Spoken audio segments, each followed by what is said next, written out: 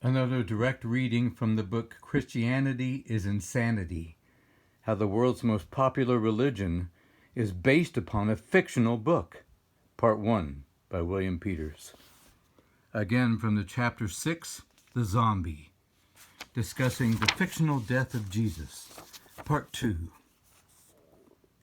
Matthew and Mark next agree that then one of the bystanders ran and got a sponge, filled the sponge with sour wine, and then put the sponge on the end of a stick. How long would this take? How far did the man have to run to get the sponge and find the sour wine, and find the right stick, and pour the wine onto the sponge, and tie the sponge onto the end of the stick? I mean, it's not a play on a stage where all the props are placed together off stage, waiting for the moment to appear in the script. And the man had to think first of what he was going to do. He had to think, "Hey, I'll help this man out by giving him something to drink. Let's see, how am I going to do this? Aha, I'll go find a sponge. Hey, does anyone have a sponge?" And on and on and on. And when he found a sponge, was it a clean sponge?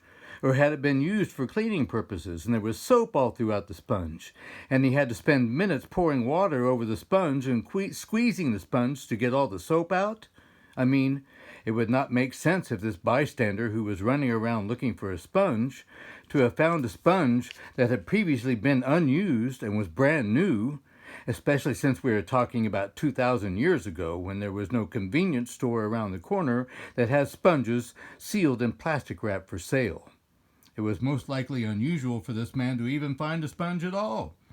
Did people carry sponges with them back then? When you are out in public with a group of people, do you carry a sponge with you?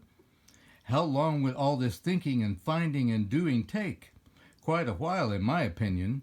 Definitely many, many minutes long.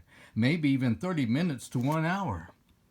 And of course, here is Jesus seconds away from death, hanging on a cross, with heavy loss of blood, in intense pain, weak, crying out loud, and then all of a sudden someone sticks a wet sponge in his face, full of sour wine. What does the Gospel according to Luke state regarding the wine sponge stick story? It is completely different from all the other three biographies. The Gospel according to Luke 23:36. The soldiers also mocked him, coming up and offering him sour wine. So according to Luke, it was the soldiers offering him wine, and in a mocking fashion. It wasn't the great wine, it was sour wine, and especially the soldiers knew this because they were mocking him. So in Luke, which totally contradicts the other three Gospels, Jesus being offered sour wine was a version of laughing at him, whereas the other versions are there to help Jesus live his last few seconds with reverence and respect. Is this crazy? How can anyone believe any of the Gospels? Christianity is Insanity: How the World's Most Popular Religion is Based Upon a Fictional Book. For more thoughts regarding this situation, go to Amazon.com or Lulu.com to purchase this book. You may click on the link provided. Thanks.